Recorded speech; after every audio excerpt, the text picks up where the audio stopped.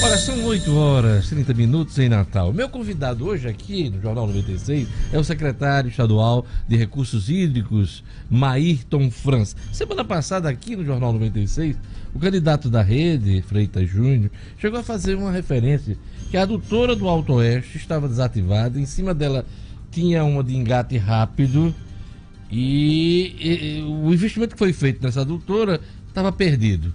Eu trouxe o Maírton aqui para esclarecer o que é que ocorre com essa adutora do Alto Oeste, claro, falar sobre também os recursos hídricos do estado. Bom dia, Maírton. Bom dia, Diógenes, bom dia aos ouvintes da 96. Grande prazer estar aqui mais uma vez com vocês, a gente discutir as questões de recursos hídricos do nosso estado. É verdade que essa adutora está desativada? Não, a adutora do Alto Oeste não. A adutora do Alto Oeste ela começou a ser construída no governo da ex-governadora Vilma, foi dada continuidade no governo de Rosalba e agora no governo de Robson Faria nós concluímos essa adutora. A adutora está funcionando. Já, inclusive, para explicar para o ouvinte, a adutora ela é uma adutora que atende a 23 municípios do Alto Oeste Potiguar, que é a região do estado que sofre mais com os efeitos da estiagem, das secas prolongadas que nós já estamos acostumados a viver. Pois bem, há dois sistemas. Um sistema que capta em Santa Cruz, que esse sistema foi o que nós concluímos, e o sistema que capta na barragem de Pau dos Ferros. O sistema da barragem de Pau dos Ferros ele parou de funcionar em 2014 porque a barragem secou.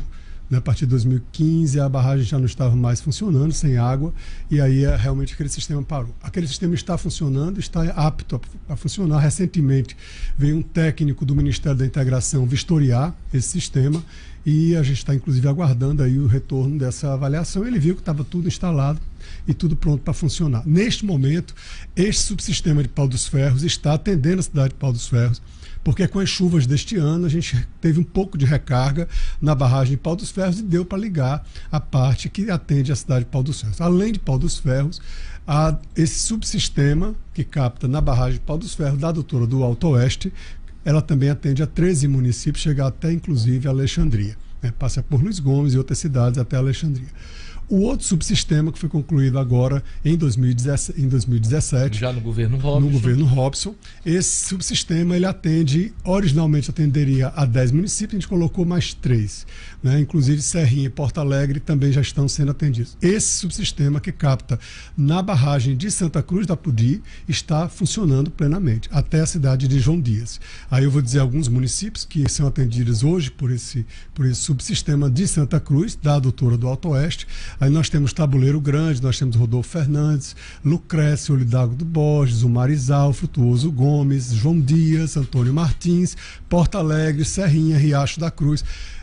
Para você ter uma ideia, nós, quando colocamos água na cidade de Riacho da Cruz, o açude daquela cidade pouco tempo depois secou. Na verdade, nós salvamos aquela cidade, Riacho da Cruz, de um colapso. Graças a Deus não houve colapso naquela cidade, graças à adutora do Alto Oeste. Então, o pré-candidato Freitas Júnior, eu acho que até foi realizada a convenção da rede nesse final de semana, o candidato ao governo, ele fez referência a um subsistema que está desativado por conta da captação da água em Pau dos Ferros. Talvez apenas desse subsistema, não da adutora do Alto Oeste. Ele fez referência à adutora como um todo. A adutora do Alto Oeste estaria desativada e uma de engate rápido estaria sendo usada para abastecer esse município. E está sendo abastecida apenas Pau dos Ferros e São Francisco do Oeste por uma adutora de engate rápido. Ela capta na adutora do Alto Oeste, lá na cidade de Itaú, certo? Ali no trecho da adutora do Alto Oeste que passa pela cidade de Itaú, e ela segue até Pau dos Ferros. Essa adutora de engate rápido, ela foi construída no governo passado, foi inaugurada em, se não me engano, setembro ou outubro de 2014. Ela deveria ter sido utilizada apenas para a cidade de Pau dos Ferros. Já em 2015, houve um movimento pela cidade, pelos moradores, pela população da cidade de São Francisco do Oeste, que encontrava-se em colapso. Então, mais uma cidade, que a adutora do Alto Oeste, ajudou a sair do colapso. E houve uma movimentação, inclusive, na rodovia. E nessa movimentação, a CAERN fez uma derivação da adutora de engate rápido, que iria apenas para Pau dos Ferros, para atender também a São Francisco do Oeste. Com isso, Diógenes, houve um problema do ponto de vista técnico. Porque, veja, a adutora ela estava prevista para uma vazão e uma pressão para apenas Pau dos Ferros. Na medida em que eu acrescento uma nova cidade, eu não posso alterar a vazão, porque a vazão depende do diâmetro do tubo. Mas eu preciso aumentar a pressão, portanto, para chegar água até São Francisco do Oeste e chegar também em Pau dos Ferros, que é o objetivo da adutora de engate rápido. O que acontece e que tem preocupado muito todos nós hoje, que estamos à frente do governo, é que, dado esse aumento de pressão entre Itaú e São Francisco do Oeste, a gente tem muitos vazamentos ali. A KL chega a consertar 5, 6 vazamentos por semana nessa fração da adutora do Alto Oeste. E os gatos? E os gatos a gente não tem nessa daí, porque na verdade a CAERN faz uma fiscalização para evitar gatos. Mas é um problema. Sempre foi um problema nas adutoras do estado. Para você ter uma ideia, Jorge, a adutora de Serra de Santana, ela tem muito gato, né? Ela tem muito problema. A adutora de Jerônimo Rosado, já encontramos gato nela, mas elas já foram retirados. Até mesmo na adutora de Sertão Central Cabugi, acho que um fato, inclusive, que ficou bastante comentado em todo o estado pela mídia, ali por perto de Lages, houve também uma derivação clandestina da adutora de Serra de Santana. Esse é um problema que vai sempre existir, mas que a CAERN, juntamente com o IGARNE e com a SEMAR, o Sistema de Águas do Estado, a gente tem acompanhado para evitar cada vez menos esses tipos de problemas. Só lembrando que o que foi investido nessa adutora isso que eu ia perguntar não agora. Chega nem perto de R$1 bilhão. Se espremer muito essa laranja, eu tenho um suco de R$197 milhões no total, considerando que a obra teve mais de 5 anos de duração, né? Mesmo assim. Agora, no governo de Robson, o investimento chegou a quase R$12 milhões, um recurso conseguido em Brasília, já nos primeiros meses do governo, para que a gente pudesse concluir a adutora do Alto Oeste, dada a importância que ela tem, que eu já mencionei aqui. Secretário Maírton França, nós estamos vivendo ainda um decreto de emergência, mas tivemos chuvas acima do esperado, e eu queria saber como é que está o quadro hoje no estado. Tem município ainda sem água? Bastante. Diga aí. Nós temos 11 municípios ainda, entre 6 e 11 municípios, porque quando eu falo entre 6 e 11, é porque em alguns momentos a gente tem colapsos por falta de pressão, por falta de vazão de alguma adutora. Mas nós temos aí, a maioria desses municípios estão no Alto Oeste. Mas nós tivemos uma chuva esse ano que em algumas regiões foi uma chuva acima da média, aí eu diria especificamente aí o Alto Oeste, houve uma chuva acima da média ali entre Martins, aquelas serras todas de Luiz Gomes, tudo. Santa Cruz, que é a barragem, tomou água. Exatamente, Jorge, tomou bastante água, mas nós temos uma região, a área do Seridó, que não choveu absolutamente nada. Zacaria, ali, aquela região. Aquela região não choveu um pouco, digamos, a montante da barragem de Parelhas, o que fez com que aquela barragem Boqueirão de Parelhas tomasse um pouco de água e garante aí, graças a Deus, pelo menos Carnaúba dos Dantas, algumas comunidades rurais. A turma do Alto Oeste rezou mais, então.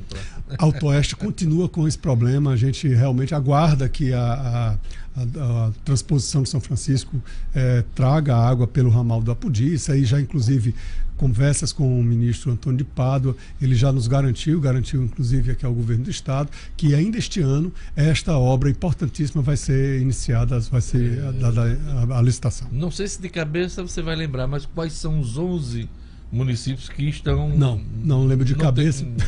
Me desculpe. Os principais... Mas a gente tem ali ainda Luiz Gomes vivendo de carro-pipa, as cidades da Serra de São Miguel, né, Coronel João Pessoa, São Miguel, vem a ver também com problemas de abastecimento. Alexandria.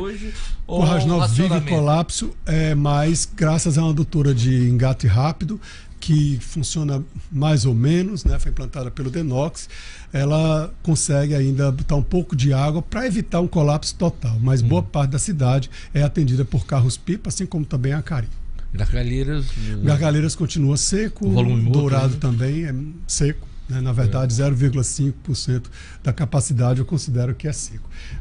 Só para acrescentar que eu acabei de receber, as cidades que estão em colapso, Almino Afonso, que fica no Médio Oeste, João Dias, né, no Alto Oeste, Luiz Gomes, no Alto Oeste, Paraná, no Alto Oeste, Pilões, São Miguel e Tenente Ananias, todas no Alto Oeste. As demais, como eu falei, recebem um pouco de água, entram num racionamento para evitar o colapso total e a gente atende principalmente as prefeituras e também a operação vertente do governo do estado atendem com carro-pipa. A gente está aí num decreto, ele vai ser renovado, qual a expectativa do senhor? O decreto foi renovado em março. Né, vai até setembro, se eu não me engano. É, né? Vai até setembro, a gente precisa apenas reavaliar a situação. Essa reavaliação é feita pela Defesa Civil Estadual, juntamente com a Defesa Civil Municipais, porque o decreto ele tem que ser homologado em Brasília pela Defesa Civil Nacional. Né? Então, eu acho que nós continuaremos com esse decreto, a minha opinião, a minha expectativa, uma vez que a gente está exatamente no segundo semestre do ano, que é um semestre onde as chuvas daquela região do semiárido toda não vão mais aparecer. Tecnicamente, a gente pode considerar que o período dos 7 anos, 6 anos, 7 anos de seca, ele acabou ou ainda depende de uma invernada do ano que vem? Pra gente... Eu acho que é melhor a gente esperar o ano que vem, até dizer que realmente essa seca é a maior da história, mais longa e mais profunda da história do Rio Grande do Norte. Geralmente os períodos eram de 5 anos, né? Nós estamos a 6 e quase 7, agora a gente tem uma questão. O fenômeno Laninha, que é favorável para chuvas aqui na nossa região, ele já está bem mais fraco e há uma expectativa de um El Niño que se forma. Né? A gente tem que aguardar até setembro, entre setembro e novembro, que é quando a gente vai ter aí uma configuração mais definitiva. Explica para o nosso ouvinte o que é o fenômeno Laninha e o Laninho, né? Bom, o El Niño e o Laninha tem a ver com a temperatura dos oceanos, que fazem com que haja movimentações de ventos e tragam nuvens aqui para dentro da nossa região. Certo. A Laninha é um aquecimento do Oceano Pacífico, que é associado a um aquecimento do Atlântico Norte. A gente tem aí uma frente fria, como a gente chama, pela zona de convergência intertropical, que é um conjunto de nuvens que ficam ali no Oceano Atlântico Norte, um pouco ao norte aqui do nosso estado. Então, na medida que eu configuro Laninha com essa temperatura mais alta no Atlântico Norte, a gente tem essa possibilidade maior, probabilidade maior de chuvas abundantes. O Laninha é melhor para nós. Para nós, né? Exatamente. E o Laninha é melhor para nós. E o El Niño prevaleceu nos últimos 5 anos, 6 prevaleceu anos, nos últimos 5 anos. Houve um caso, um ano, se não me engano, 2016, e que a gente estava muito satisfeito porque a Laninha estava se configurando e de repente o El Niño veio por cima e mudou essa expectativa basicamente no final do ano, que é quando a gente tem um pouco mais de certeza a respeito de como será a quadra chuvosa. E lembrando, né, essa chuva que está caindo em Natal hoje, ela é uma chuva típica dessa região, do litoral leste aqui do estado, que tem um regime pluviométrico diferente do regime pluviométrico do semiárido, que é o interior do estado. É bom deixar muito claro que muitas vezes as pessoas pensam que está chovendo muito no Rio Grande do Norte, mas na verdade nós temos 2 regimes pluviométricos. Esse daqui do litoral leste, ele começa agora entre final de abril e início de maio, que é quando está terminando praticamente o regime de chuvas do nosso semiárido potiguar, que representa mais de 95% do território do nosso estado. Pois é. Para encerrar, secretário, eu queria um comentário seu sobre as águas do São Francisco. Elas chegam esse ano, esses prazos passam para o ano que vem? Passa sim, Diógenes, sem dúvida, passa para o ano que vem. A previsão hoje que o Ministério da Integração nos repassou é que as obras do eixo norte da transposição, que é por onde viram as águas para o Rio Grande do Norte, elas serão concluídas no final deste ano. Eles tiveram problemas com a licitação, primeiramente com a Meia de Junho, já cheguei a falar com você sobre isso em outra ocasião, e uma nova empresa foi licitada e essa nova empresa também deixou a obra agora no começo deste ano. Vai ficar para outro presidente da República vir aqui inaugurar, né? Com certeza. Bom, já é uma questão deles correrem, né? Agora, para tentar inaugurar até o final deste ano. Mas a previsão é que o eixo norte. Agora, para o Rio Grande do Norte, aí é um problema ainda um pouco mais, digamos, mais além. Porque a água do Rio Grande do Norte, pelo eixo norte, que vai chegar imediatamente após o eixo norte ser concluído, é que vem pelo leito do rio Piranhas. Então imagine que são 173 quilômetros entre o Engenheiro Ávidos, que é o reservatório que vai jogar água no leito do rio Piranhas, até a fronteira com o Rio Grande do Norte.